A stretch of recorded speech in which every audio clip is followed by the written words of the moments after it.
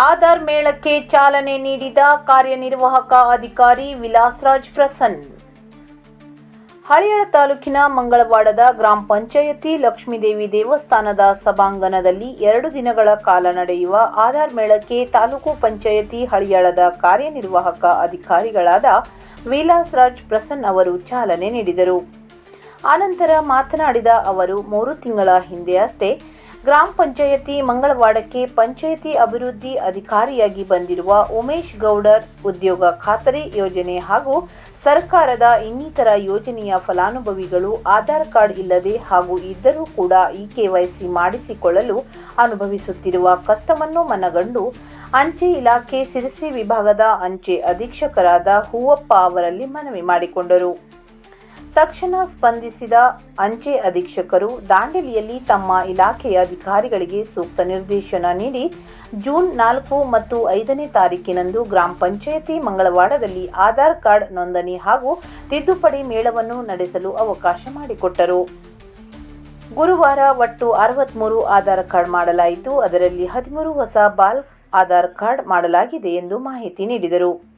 ಶುಕ್ರವಾರ ಬೆಳಗ್ಗೆ 9 ಗಂಟೆಯಿಂದಲೇ ಆಧಾರ್ ನೋಂದಣಿ ಮತ್ತು ತಿದ್ದುಪಡಿ ಕಾರ್ಯವನ್ನು ಆರಂಭಿಸುತ್ತಿದ್ದಾರೆ.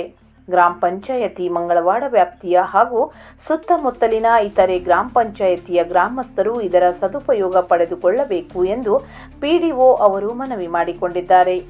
ಒಂದು ವೇಳೆ ಶುಕ್ರವಾರ ಸಾರ್ವಜನಿಕರು ಹೆಚ್ಚಿನ ಸಂಖ್ಯೆಯಲ್ಲಿ ಬಂದಲ್ಲಿ ಶನಿವಾರ ಕೂಡ ಮುಂದುವರೆಸಲು ಮನವಿ ಮಾಡಲಾಗುವುದು.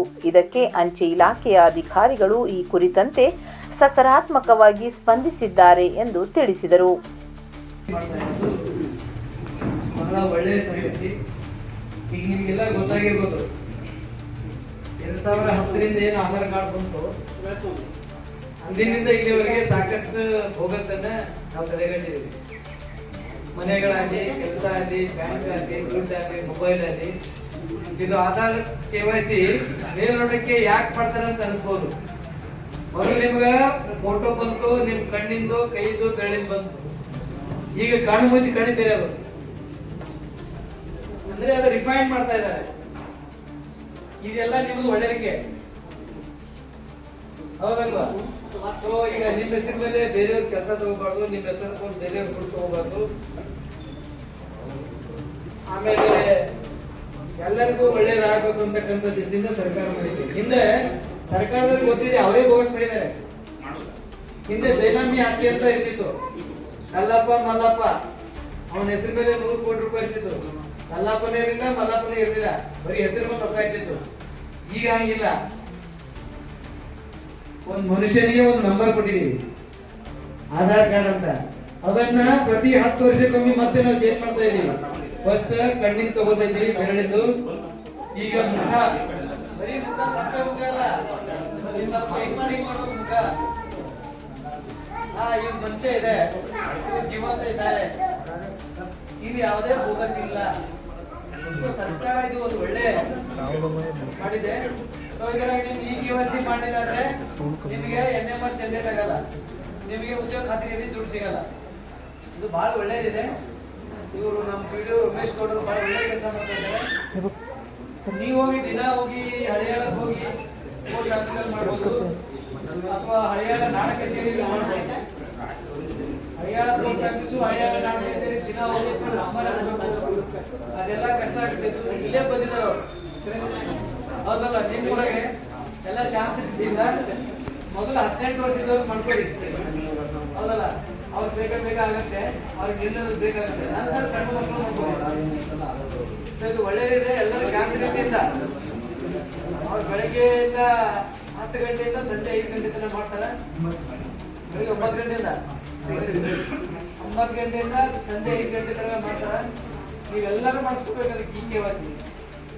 ಅಷ್ಟೋಡೆ ಇದೆ, ನಿಮಗೂ ಅನುಕೂಲ, ನಮ್ಮ ಪಂಚಾಯತಿಯವ್ರಿಗೂ ಅನುಕೂಲ ಅಂತ ಹೇಳ್ತಾ ನನಗೆ ಮಾತನಾಡಲು ಅವಕಾಶ ಕೊಟ್ಟು ತಮ್ಮೆಲ್ಲರಿಗೂ ಹೊಂದಿಸಿ ನಾನು ಮಾತು ಮುಗಿಸ್ತೇನೆ. ಜೈ ಹಿಂದ್, ಜೈ ಕರ್ನಾಟಕ.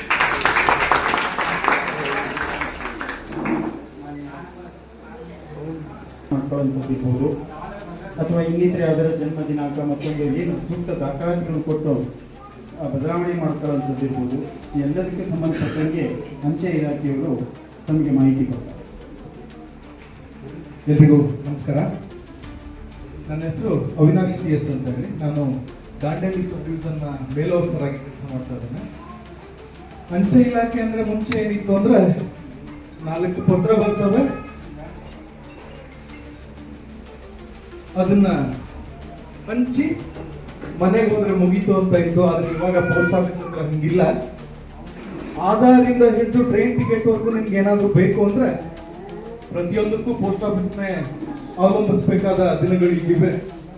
ಕೇಂದ್ರ ಸರ್ಕಾರ ಪೋಸ್ಟ್ ಆಫೀಸ್ನ ಬಡವರಿಗೆ ಅನುಕೂಲ ಆಗಲಿ ಅನ್ನೋ ಕಾರಣಕ್ಕೆ ಪೋಸ್ಟ್ ಆಫೀಸ್ ನಲ್ಲಿ ಹಲವಾರು ಯೋಜನೆಗಳನ್ನ ತಂದು ಅದನ್ನ ಜನರಿಗೆ ತಲುಪಿಸುವ ಉದ್ದೇಶವನ್ನು ಹೊಂದಿದೆ.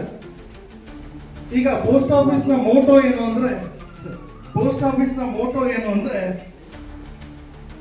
ಒಂದು ಸೂರು 100 ಸೇವೆ ಅಂತ. ಮೊದಲು ಪತ್ರ ಹಂಚೋದು ಒಂದೇ ಸೇವೆ ಇತ್ತು ನಮ್ದು. ಇವಾಗ 100 ಸೇವೆಗಳು ಪೋಸ್ಟ್ ಆಫೀಸ್ ನಲ್ಲಿ ಲಭ್ಯ ಇದೆ.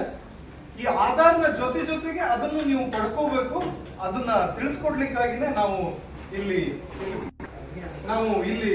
ಬಂದಿದ್ದೇವೆ ಅಂತ ಹೇಳಕ್ ಇಷ್ಟಪಡ್ತೇನೆ. ಏನು ಅಂದ್ರೆ ಬರೀ 21 ರೂಪಾಯಿ ಖರ್ಚು ಮಾಡಿದ್ರೆ, ನೀವು ವರ್ಷಕ್ಕೆ ಬರೀ 21 ರೂಪಾಯಿ ಖರ್ಚು ಮಾಡಿದ್ರೆ ನಿಮ್ಗೆ ಏನಾದ್ರೂ ಅನಾಹುತ ಆದಾಗ ನಿಮ್ ಕುಟುಂಬಕ್ಕೆ 2 ಲಕ್ಷದವರೆಗೂ ಸಿಗುತ್ತೆ. ವರ್ಷಕ್ಕೆ 21 ರೂಪಾಯಿ ಅಂದ್ರೆ ನಾವು ಒಂದು ದಿನಕ್ಕೆ ಒಂದು ಚಾ ಕುಡಿದ್ರೂ ಅದಕ್ಕಿಂತ ಜಾಸ್ತಿ ಖರ್ಚು ಮಾಡ್ತೀವಿ. ಇಂಥ ಚಿಕ್ಕ ಯೋಜನೆಗಳು, ಬಡವರಿಗೆ ಅನುಕೂಲವಾದಂತ ಯೋಜನೆಗಳು ನಮ್ಮಲ್ಲಿದೆ. ದಯವಿಟ್ಟು ನಾವು ಈ 2 ದಿನ 3 ದಿನ ಏನಿಲ್ಲಿ ಇರ್ತೀವಲ್ಲ ಅದ್ರ ಬಗ್ಗೆನೂ ಮಾಹಿತಿ ಕೊಡ್ತೀವಿ. ಆಧಾರ್ನ ಜೊತೆಗೆ ಅದ್ರ ಬಗ್ಗೆನೂ ಮಾಹಿತಿ ತಗೊಳ್ಳಿ. ಮತ್ತೆ ಒಂದು 100 ರೂಪಾಯಿಯಿಂದ ನೀವು RD ಅನ್ನ ಸ್ಟಾರ್ಟ್ ಮಾಡಬಹುದು. ಇಲ್ಲಿ ಬಹಳಷ್ಟು ಜನ ಮಾಡಿರಬಹುದು.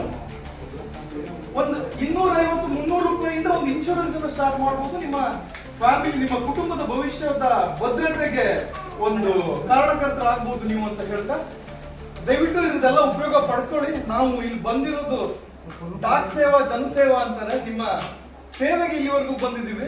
ಇದಕ್ಕೆ ಅವಕಾಶ ಮಾಡಿಕೊಟ್ಟಿದ್ದಕ್ಕೆ ಪಂಚಾಯತ್ ಆಡಳಿತಕ್ಕೂ ಮತ್ತೆ ತಾಲೂಕು ಆಡಳಿತಕ್ಕೂ ಕೂಡ ನಮ್ಮ ಸಿರ್ಸಿ ವಿಭಾಗದ ಅಂಚೆ ಇಲಾಖೆ ಪರವಾಗಿ ಧನ್ಯವಾದಗಳನ್ನು ಅರ್ಪಿಸುತ್ತಾ, ಮತ್ತೆ ನಿಮ್ಮೆಲ್ಲರಿಗೂ ಕೂಡ ಸಹಕರಿಸಿದ್ದಕ್ಕೆ ಮತ್ತೆ ಮುಂದೆ ಸಹಕರಿಸೋದಕ್ಕೂ ಧನ್ಯವಾದಗಳನ್ನು ಅರ್ಪಿಸುತ್ತಾ ಮಾತಾಡ್ಲಿಕ್ಕೆ ಅವಕಾಶ ಮಾಡಿಕೊಟ್ಟಿದ್ದಕ್ಕೆ ಧನ್ಯವಾದಗಳು. ಜೈ ಹಿಂದ್. ಸರ್, ಇನ್ನೊಂದು ಮಾಹಿತಿ ಸಾರ್ವಜನಿಕರಿಗೆ.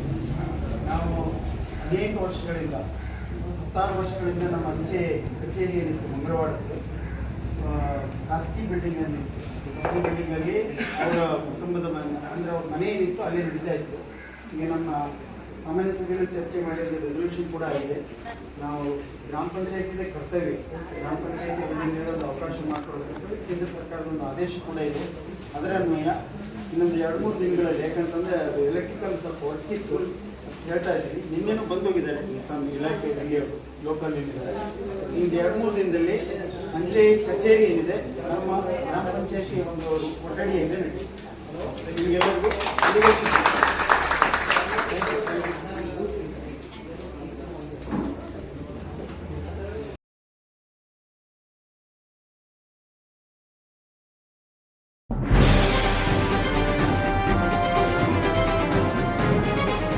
ಇದು ಖಾಲಿ ಡಿಜಿಟಲ್ ವಾಹಿನಿ, ಸತ್ಯ ಮತ್ತು ಸ್ಪಷ್ಟ ಸುದ್ದಿ.